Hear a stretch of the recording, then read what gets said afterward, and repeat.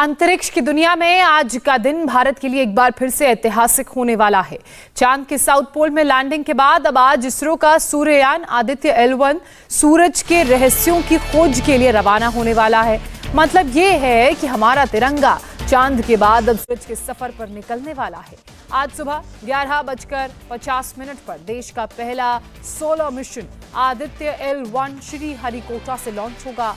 Launching का countdown शुरू हो चुका है। इस मिशन को इसरो के सबसे भरोसेमंद PSLV रॉकेट के जरिए लॉन्च किया जाएगा और ये सबसे ताकतवर रॉकेट भी इसरो का है। आदित्य L1 मिशन की लॉन्चिंग से पहले इसरो चीफ S सोमनाथ के साथ वैज्ञानिकों की पूरी टीम तिरुपति पहुंची थी, जिसकी तस्वीरें भी हमने आपको दिखाई थी। और वहां तिरुपति बालाजी मंदिर में मिशन की सफलता के लिए प्रार्थना की गई थी। एक मिनी मॉडल ले जाया गया था। इससे पहले इसरो की टीम ने आदित्य मिशन की सफलता के लिए आंध्र प्रदेश के चेंगलम्मा परमेश्वरी मंदिर में भी विशेष पूजा अर्चना की थी।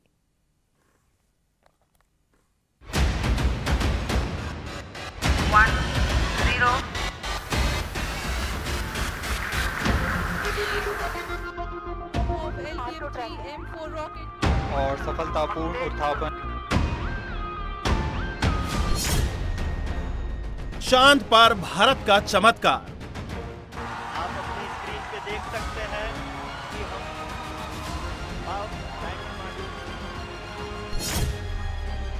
अब होगा इसरो का सूर्य नमस्कार।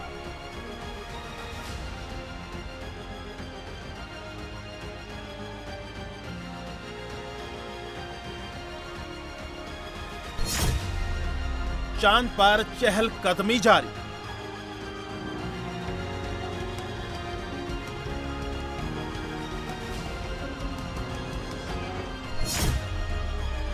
सूर्य मिशन के लिए उड़ान की तैयारी। 4, 3, 2, 1, 0 +5 seconds। अपने लूनर मिशन के जरिए दुनिया भर में सफलता का डंका और धरती चांद के बीच रहस्यों से पर्दा उठाने के बाद इंडियन स्पेस रिसर्च ऑर्गेनाइजेशन यानी इसरो आज अपने सूर्य मिशन को लॉन्च करने जा रहा है। इसरो के इस मिशन के लिए रॉकेट और सैटेलाइट सब तैयार हैं। लॉन्चिंग की रिहर्सल पूरी हो चुकी है। 1, 0 +5 seconds। इसरो के पहले सूर्य मिशन का नाम आदित्य L1 है, जिसके लिए काउंटडाउन जारी है और श्रीहरिकोटा के स्पेस सेंटर से अब से थोड़ी देर बाद सुबह 11:50 पर आदित्य L1 सूर्य की तरफ उड़ान भरेगा।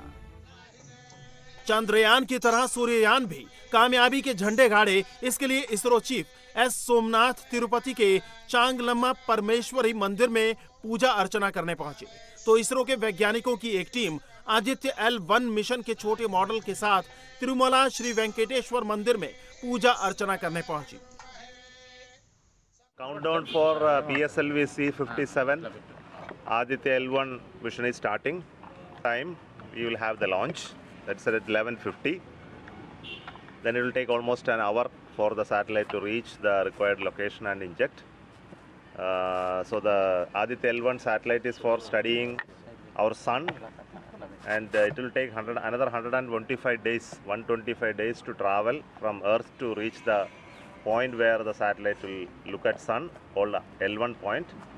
So I came here to pray to Changalamba Parameshwari for getting us the strength for making this launch again. Very important launch, successful. Aditya L1 को इसरो का सबसे भरोसेमंद रॉकेट PSLV C57 धरती की लोअर अर्थ ऑर्बिट में छोड़ेगा। PSLV को इसरो का पावर हॉर्स कहा जाता है और इसकी सक्सेस रेट तकरीबन 99% है। PSLV रॉकेट का ये 59वां लॉन्च है। आदित्य L1 मिशन के साथ सारी तैयारियां पूरी कर ली गई हैं। बड़े आश्चर्य की बात यह है कि इस मिशन को कंप्लीट होने में तकरीबन 4 महीने लगेंगे। इस मिशन को PSLV C57 XL रॉकेट से भेजा जाएगा। PSLV रॉकेट इसरो का सबसे ज्यादा ट्रस्टेड रॉकेट है। इसे वर्क हॉर्स भी कहा जाता है। पोलार सैटेलाइट्स लॉन्च व्हीकल की मदद से सबसे पहले इस उपग्रह को पृथ्वी के लोअर ऑर्बिट में प्लेस किया जाएगा और वहां से फिर उसे 15 लाख किलोमीटर दूरी की यात्रा तय करनी है। ये यात्रा कैसे पूरी होगी इसके बारे में हम आपको समझाते हैं। देखिए ये ग्राफिक्स है, इसके जरिए अगर हम समझना चाहें तो सबसे पहले जो PSLV रॉकेट है, एक्सेल रॉकेट, उसकी मदद से जो हमारा ये मिशन है आदित्य L1, इसको अर्थ की लोअर ऑर्बिट में प्लेस किया जाएगा। ये अर्थ है, आप देखिए सबसे पहले जो ग्रीन आपको यहां पर घेरा नजर आ रहा है वो फर्स्ट इसका ऑर्बिट है जहां पर इसको प्लेस किया जाएगा। PSLV वही रॉकेट है जिसकी मदद से हमने मिशन चंद्रयान 1 और मंगलयान को भी भेजा था। उसके बाद देखिए जैसे जैसे ये एक बार प्लेस होने के बाद इसकी ऑर्बिट रेजिंग की जाएगी, जैसा चंद्रयान में हमने देखा था। धीरे धीरे इसके जो ऑर्बिट है, इसकी कक्षा को बढ़ाया जाएगा। बढ़ाने के बाद में एक उसमें जो ऐसा पॉइंट आता है जिसे स्फीयर ऑफ इन्फ्लुएंस कहा जाता है, SOI। स्फीयर ऑफ इन्फ्लुएंस का मतलब यह है कि आपकी पृथ्वी के गुरुत्वाकर्षण से आप बाहर जा रहे हैं। उस वक्त जो इसके अंदर जो प्रोपल्शंस लगे होंगे हमारे आदित्य L1 के, उसकी मदद से उसको गति दी जाएगी। जब वो 11.2 किलोमीटर पर सेकंड की गति प्राप्त कर लेगा, उसके बाद वो पृथ्वी के गुरुत्वाकर्षण से बाहर चला जाएगा। उसके बाद उसको एक लंबी यात्रा आपको देखिए तय करनी है, जो लैग्रांज 1 पॉइंट है, जिसे L1 पॉइंट कहा जाता है, जहां पर ये हमारा जो आदित्य L1 को प्लेस किया जाना है, उसके लिए एक लंबी यात्रा उसको तय करनी होगी। और उस यात्रा को तय करने में 27-28 दिन, तकरीबन 4 महीने समझ सकते हैं, इतना टाइम लगेगा। धरती से सूर्य की दूरी करीब 15 करोड़ किलोमीटर है, लेकिन आदित्य L1 अपनी 128 दिन की यात्रा के दौरान करीब 15 लाख किलोमीटर का सफर तय करके L1 पॉइंट पर स्थापित होगा। मतलब धरती और सूर्य की दूरी के करीब 1% हिस्सा तय करने के बाद आदित्य L1 लैग्रेंज पॉइंट तक पहुंचेगा।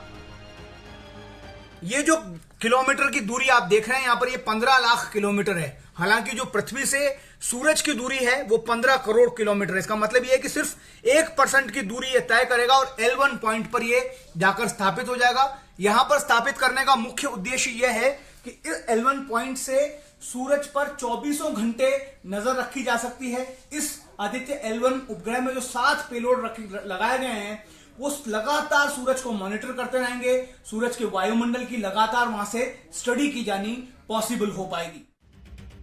सन की स्टडी के लिए लॉन्च होने जा रहे भारत के पहले सूर्य मिशन आदित्य L1 में वैसे तो 7 पेलोड्स हैं, लेकिन जो सबसे अहम है वो है विजिबल एनिमेशन लाइन कोरोनाग्राफ नाम का पेलोड, जिसे इंडियन इंस्टीट्यूट ऑफ एस्ट्रोफिजिक्स के वैज्ञानिकों ने बनाया है। इस उपकरण का मुख्य काम सूर्य के भीतर से उठने वाले सोलर तूफानों का अध्ययन करना है। VELC पेलोड सोलर तूफान के उद्गम से लेकर उसकी गति, संरचना और उसकी मैग्नेटिक फील्ड का लगातार अध्ययन करेगा, जिसकी वजह से सूर्य के तूफान से पृथ्वी और स्पेस में मौजूद सैटेलाइट को होने वाले नुकसान के बारे में पहले ही पता लग सकेगा। आदित्य L1 में लगा VELC पेलोड इस लिहाज से भी खास है कि अब तक जितने भी satellites NASA, European space agency और यूके ने भेजे हैं, वो सूर्य के कोरोना के बाहरी हिस्से की स्टडी कर रहे हैं। लेकिन हमारा आदित्य L1 मिशन सूर्य के कोरोना के अंदरूनी हिस्से की पहली बार स्टडी करने जा रहा है। मतलब साफ है कि इसरो सूर्य की स्टडी में भी दुनिया के विकसित देशों से हटकर और कुछ बड़ा करने की तैयारी में है। पहले के जो दूसरे कोरोनोग्राफ जो नासा और यूरोपियन स्पेस एजेंसी ने भेजा है, वो सन के इस बाह्य वायुमंडल का आंतरिक हिस्सा, इनर कोरोना को ऑब्जर्व नहीं कर पाते हैं, जबकि इस कोरोनोग्राफ को इस ढंग से बनाया गया है कि यह कोरोना के उस आंतरिक हिस्से को भी ऑब्जर्व करे जहां से ये सौर तूफान उठना शुरू होते हैं।